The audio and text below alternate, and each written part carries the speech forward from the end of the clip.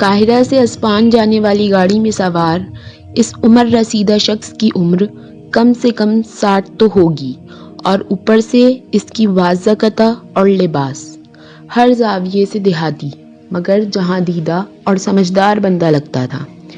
ایک اسٹیشن پر گاڑی رکی تو ایک نوجوان جوڑا سوار ہوا جو اس بوڑھے کے سامنے والی نشست پر آ بیٹھا۔ صاف لگتا تھا کہ نوبیاہتا ہیں، مگر افسوس کی بات یہ تھی کہ لڑکی نے انتہائی نامناسب لباس برمودا پینٹس کے ساتھ ایک بغیر بازوؤں والی کھلی گلے والی شرٹ پہن رکھی تھی، جس سے اس کے شانے ہی نہیں اور بھی بہت سارا جسم دعوت نظارہ بنا ہوا تھا۔ مصر میں ایسا لباس پہننا کوئی اچھوتا کام نہیں، اور نہ ہی کوئی ایسا لباس پہنے کسی لڑکی کو شہودے پن سے دیکھتا یا تاڑتا ہے، مگر دوسرے مسافروں کے ساتھ ساتھ لڑکی کے خاوند کی حیرت دید کے قابل تھی کہ اس بوڑھے نے لڑکی کو دیدے پھاڑ پھاڑ کر دیکھنا شروع کر دیا تھا۔ چہرے سے اتنا پروقار اور محترم نظر آنے والا شخص کی حرکتیں اتنی اوچھی بوڑھے کی نظریں تھیں کہ کبھی لڑکی کے شانوں پر تو کبھی لڑکی کی ایڑیاں ٹانگوں پر۔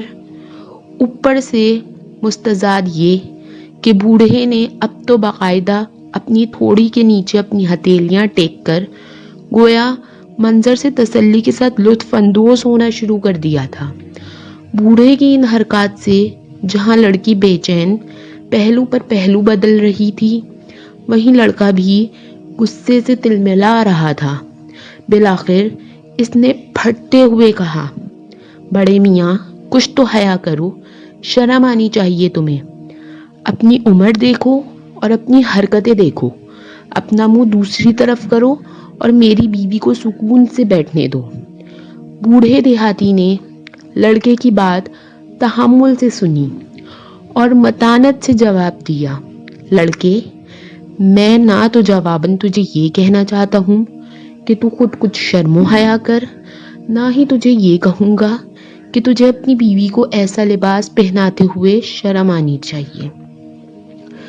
تو ایک آزاد انسان ہے، بھلے ننگا گھوم اور ساتھ اپنی بیوی کو بھی گھما، لیکن میں تجھے ایک بات ضرور کہنا چاہتا ہوں، کیا تو نے اپنی بیوی کو ایسا لباس اس لیے نہیں پہنایا کہ ہم اسے دیکھیں؟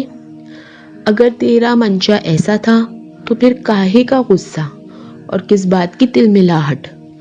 بوڑھے نے اپنی بات جاری رکھتے ہوئے کہا، دیکھ میرے بیٹے، تیری بیوی کا جتنا جسم ڈھکا ہوا ہے اس پر تیرا حق ہے کہ تو دیکھ، مگر اس کا جتنا جسم کھلا ہوا ہے اس پر تو ہم سب عوام کا حق بنتا ہے کہ ہم دیکھیں۔